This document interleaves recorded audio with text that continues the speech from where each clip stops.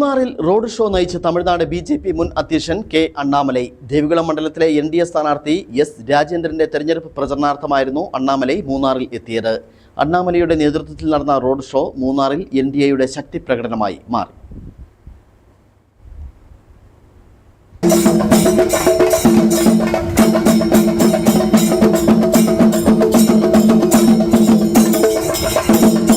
രാവിലെ 11 മണിയോടെയായിരുന്നു ബിജെപി തമിഴ്നാട് മുൻ അധ്യക്ഷൻ കെ അണ്ണാമലൈ ദേവികുളം മണ്ഡലത്തിലെ എൻഡിഎ സ്ഥാനാർത്ഥി എസ് രാജേന്ദ്രന്റെ തെരഞ്ഞെടുപ്പ് പ്രചാരണാർത്ഥം മൂന്നാറിലെത്തിയത്.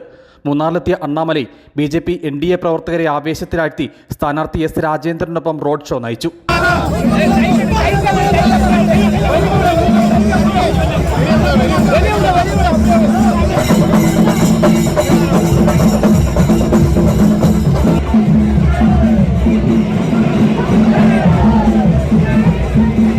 പഴയ മൂന്നാറിൽ നിന്നാരംഭിച്ച റോഡ് ഷോ ടൗൺ ചുറ്റി പുതിയ മൂന്നാർ മാർക്കറ്റ് ജംഗ്ഷനിൽ സമാപിച്ചു. തുടർന്ന് കെ അണ്ണാമലൈ എൻഡിഎ പ്രവർത്തകരെ അഭിവാദ്യം ചെയ്ത് സംസാരിച്ചു. தேவிகுளம் சட்டமன்ற தொகுதியில இந்த முறை ஒரு பெரிய அரசியல் மாற்றத்திற்காக நாம் எல்லோரும் காத்து கொண்டிருக்கின்றோம்.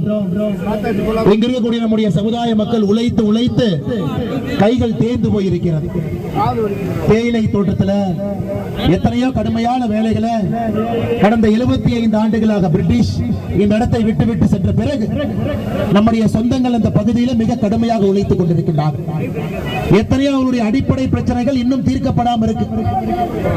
40 ஆண்டு காலம் கம்யூனிஸ்ட் கட்சியில சிபிஐ மார்க்சிஸ்ட்ல ஒரு உறுப்பினராக இருந்து 15 ஆண்டு காலம் தொடர்ந்து இந்த பகுதியினுடைய சட்டமன்ற உறுப்பினராக இருந்து பிப்ரவரி 8ஆம் தேதி அதெல்லாம் நமக்கு வேண்டாம், அடிப்படை பிரச்சனை எல்லாம் தீர்க்கக்கூடிய சக்தி பாரத பிரதமர் நரேந்திர மோடி அவர்களுக்கு மட்டும்தான் இருக்கிறது என்று சொல்லி நம்முடைய தேசிய ஜனநாயக கூட்டணியுடைய வேட்பாளராக பாரதிய ஜனதா கட்சியில் இணைந்து போட்டியிடக்கூடிய அருமை அண்ணன் ராஜேந்திரன் அவர்கள் கையில் நின்று கொண்டிருக்கிறார்கள். அருமை சொந்தங்களே, അണ്ണാമലയുടെ നേതൃത്വത്തിൽ നടന്ന റോഡ് ഷോ മൂന്നാറിൽ എൻഡിഎയുടെ ശക്തി പ്രകടനമായി മാറി. നൂറുകണക്കിന് എൻഡിഎ ബിജെപി പ്രവർത്തകർ വാദ്യമേളങ്ങളുടെ അകമ്പടിയോടെ റോഡ് ഷോയിൽ പങ്കുചേർന്നു. കെ അണ്ണാമലൈ എത്തിയതോടെ പ്രവർത്തകരുടെ തിരക്കും ആവേശവും നിയന്ത്രിക്കാൻ എൻഡിഎ നേതാക്കളും പോലീസും ഏറെ പണിപ്പെട്ടു.